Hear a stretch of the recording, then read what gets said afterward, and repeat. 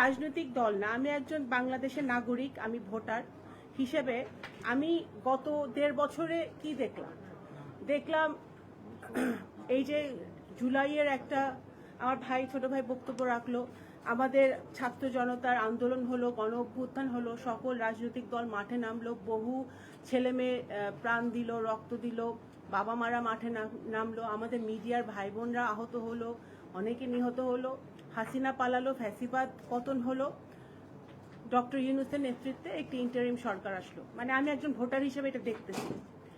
এই বাংলাদেশ জাতীয়তাবাদী দল, এনসিপি, জামাত, সাকিব ভাইদের দল সহ যত দল আছে বাংলাদেশে সবাই ডক্টর ইউনূসের উপরে আস্থা, জিএসএ, আচ্ছা, গণসংহতি আন্দোলন, হ্যাঁ, জিএসএ, গণসংহতি আন্দোলন সহ সকল রাজনৈতিক দল ডক্টর ইউনূসের উপরে আস্থা রাখলেন, ওনার উপদেষ্টা মণ্ডলীর উপর আস্থা রাখলেন যে তারা বাংলাদেশের যে ক্রাইসিস মোমেন্টে ডক্টর ইউনূস দায়িত্ব নিয়েছেন সেই দায়িত্বটা উনি পালন করবেন, করে একটি গণতান্ত্রিক রাস্তায় পথে বাংলাদেশ হাঁটবে।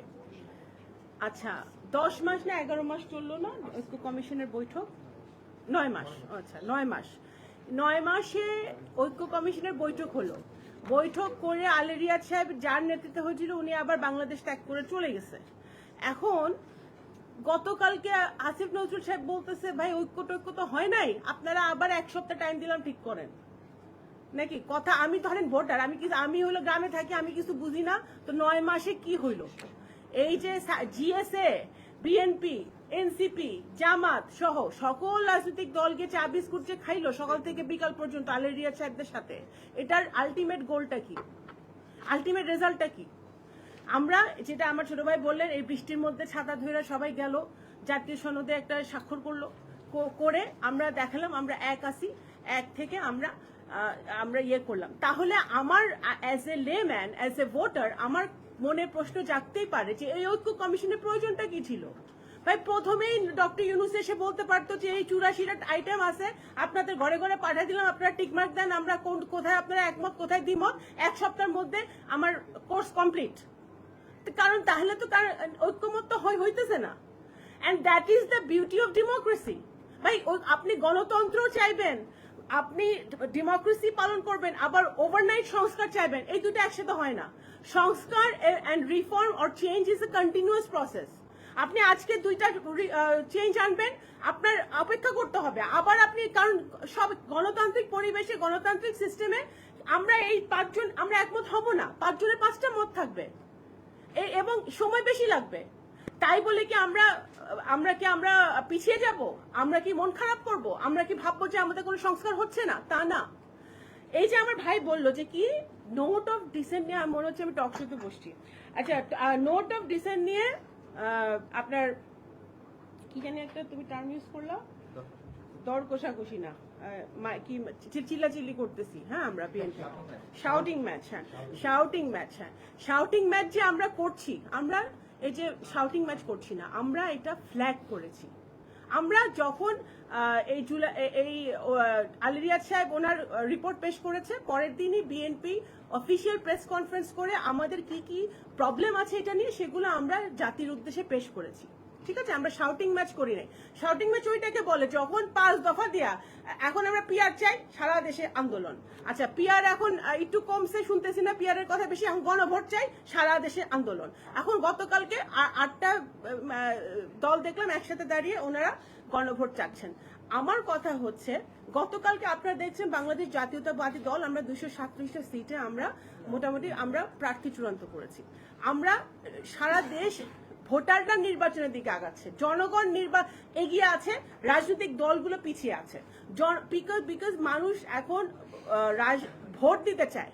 আপনারা যখন জুলাই সনদ সই করছেন, আমি একজন মাঠের কর্মী হিসেবে আমি আমার গ্রামে বসে, আমার গ্রামে ছিলাম সেই দিন, কারণ আমার গ্রামের লোকটা ভোট দিতে পারেনি গত 17 বছর।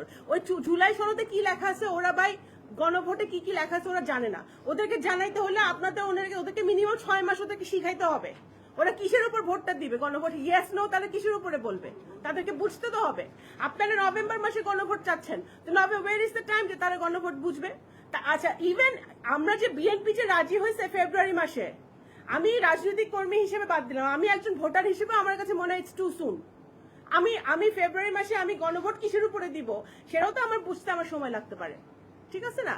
তো সুতরাং আমার কাছে মনে হয় যে আপনারা অনেক সংস্কারের কথা বলছেন, সংস্কারের কথা বিএনপিকে বলে লাভ নাই। কারণ এই যে আপনারা যে ঐক্য কমিশনে গিয়ে প্রত্যেকটা দল গিয়ে দিনের পর দিন কথা বলেছে, সেই এই মাল্টি পার্টি ডেমোক্রেসির পরিবেশটা তৈরি করে দিয়েছে শহীদ রাষ্ট্রপতি Ziaur Rahman. So BNP day one থেকে, বিএনপি জন্মের পর থেকে বিএনপি রিফর্ম করে আসতেছে, চেঞ্জ করে আসতেছে, বিএনপি রিফর্মে বিশ্বাস করে।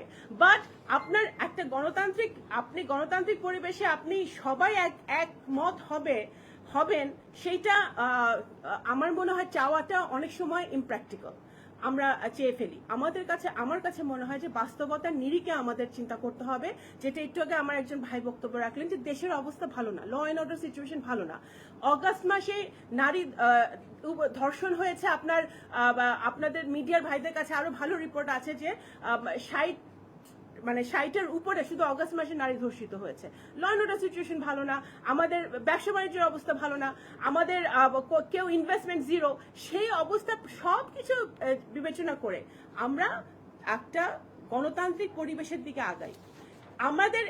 আমি এই কথা পরিষ্কারভাবে বলতে চাই যে বিএনপি কিন্তু নোট অফ ডিসেন্ট কেন দিয়েছে। বিএনপি পরিষ্কারভাবে বলেছে যে আপনার ম্যানিফেস্টো আছে, আপনার মতামত আছে, এটা আমার ম্যানিফেস্টো, আমার মতামত। আমি আমার মতামত নিয়ে আমি জনগণের কাছে যাব। আমার সাথে আপনার একমত হতে হবে না। আপনি আপনার আদর্শ নিয়ে, আপনার ম্যানিফেস্টো নিয়ে জনগণের কাছে যান। আপনাকে যদি জনগণ রায় দেয়, আপনি পার্লামেন্টে আসেন, পার্লামেন্টে এসে আপনি পার্লামেন্টের মাধ্যমে আপনি পরিবর্তনগুলো আনেন, রিফর্মগুলো আনেন।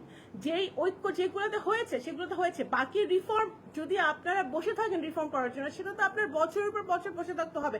আমার মনে হয় না doctor Yunus he so comfortable সিচুয়েশনে আছে যে উনি বছরের পর বছর অপেক্ষা করে বাংলাদেশের রিফর্ম দেখবে।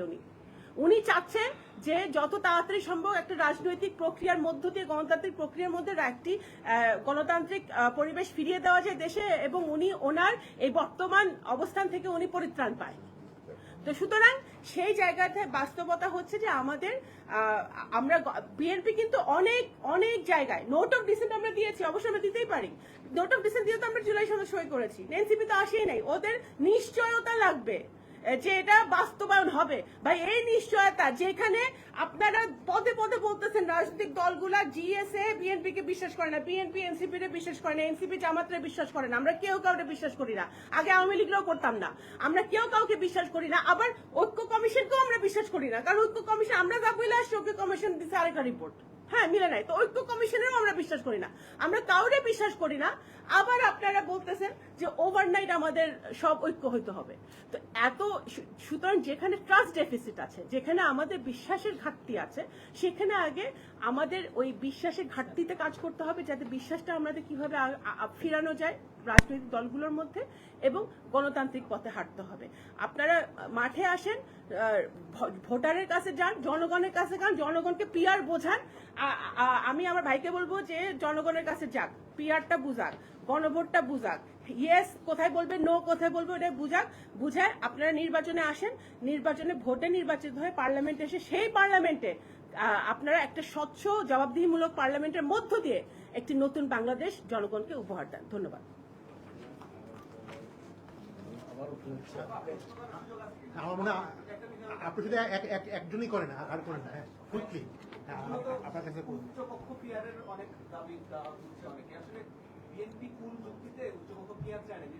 বিএনপি পিআর চায় না, বিএনপি পিআর নিম্ন কক্ষেও চায় না, উচ্চ কক্ষেও চায় না। যুক্তিটা হলো না, গণভোট আমরা তো চাইছি একই দিনে, হ্যাঁ একই দিনে চাইছি আমরা। না, আমার কাছে মনে হয় যে দেখেন, উচ্চকক্ষে আমরা পিআর চাই না এই কারণে, পিআরে কারা আসবে, পিআরে আসবে কারা? পিআর যদি ওই সংরক্ষিত মহিলা আসন সিস্টেমে আপনি করেন, যে 50টা মহিলা আসন আমাদের সংরক্ষিত, সবাই নির্বাচনের পরে দেখবেন যে আমাদের নারী যারা রাজনীতিতে আছে তারা, বা রাজনীতিতে নাই, সবার তদবির শুরু হয়ে গেছে। আমি আমার ব্যক্তিগত রাজনৈতিক কর্মী হিসেবে আমার এখানে মতামত হচ্ছে যে আপনার ওই সিস্টেমটা চেঞ্জ করতে হবে। পিআর উচ্চকক্ষের কি সিস্টেমে হবে সেটা ইম্পর্টেন্ট আমার কাছে মোর, বিকজ আমাদের সিভিল সোসাইটি, আমাদের পলিটিশিয়ানস তো অবশ্যই, আমাদের সিভিল সোসাইটির মধ্যে কেউই, সবাই পোলারাইজড, কেউ কোনো না কোনো পন্থী, কেউ জামাত পন্থী, কেউ আওয়ামী লীগ পন্থী, কেউ বিএনপি পন্থী, কেউ এনসিপি পন্থী, কেউ জিএসএ পন্থী। কিন্তু আপনি এমন কোন সিভিল সোসাইটির সদস্য পাইছেন আজ পর্যন্ত বাংলাদেশের যে কোনো পন্থী না, যে বাংলাদেশের মানুষের পক্ষে কথা বলে? আমাদের নাগরিক কোয়ালিশন কোন পন্থী, আগে এটা আগে বাইর করেন আপনার। এখন সেইটা হচ্ছে, আমি মনে করি যে পিআরএ যখন আপনি পিআরএ এনেও কোনো লাভ হবে না। আপনি পিআরএ আনলেন তো কি হবে? আপনার তো ওই যে যারা সদস্য থাকবে তারা কিন্তু তাদের লাইনে কথা বলবে। তারা আপনি ওখান থেকে বের হয়ে, তাদের পন্থী থেকে বের হয়ে তারা পার্লামেন্টের স্বার্থে, আইন পলিসি আপনার ইমপ্লিমেন্টেশনের স্বার্থে, জনগণের স্বার্থে তারা কি একটা নিরপেক্ষ জায়গা থেকে ভূমিকা রাখতে পারবে যে কোনো ল পাস করার সময়? আপনাদের যে প্রপোজাল ওইখানে কারা আসবে? হ্যাঁ, সেই প্রপোজালটাও আমি মনে করি একটা বাছাই প্রক্রিয়া, একটা, আমি এই জন্য নারী সংরক্ষিত নারী আসনের উদাহরণটা টানলাম এই কারণে, কারণ এটা আমরা দেখে আসছি। I don't like that system. আপনার ওই একটা ট্রান্সপারেন্সি, একটা অ্যাকাউন্টেবিলিটি আনতে হবে। আপনি উচ্চকক্ষে কিভাবে দলগুলো তাদের সদস্যদেরকে আনছে, মনোনয়ন দিচ্ছে, তো সেই জায়গাটা থেকে সেই কারণে আমরা বর্তমানে পিআর সিস্টেমের বর্তমানে আপাতত বিরুদ্ধে। ভবিষ্যতে যে কখনো পিআর সিস্টেম বাংলাদেশে হইতে পারবে না তা তো না, হইতে পারে আলোচনার মাধ্যমে। আপনি একটা পাইলট প্রজেক্ট করেন, কোথাও করেন, কোনো একটা কনস্টিটিউয়েন্সিতে পিআর সিস্টেমে, দেখেন হয় নাকি ইমপ্লিমেন্টেশন করতে পারেন। সেটা অবশ্যই আপনি গবেষণা করেন, বিভিন্ন দেশে পিআর সিস্টেম করে আপনি আনেন। তো সুতরাং বর্তমানে আমরা এই কারণে পিআর সিস্টেমের বিরুদ্ধে। ধন্যবাদ।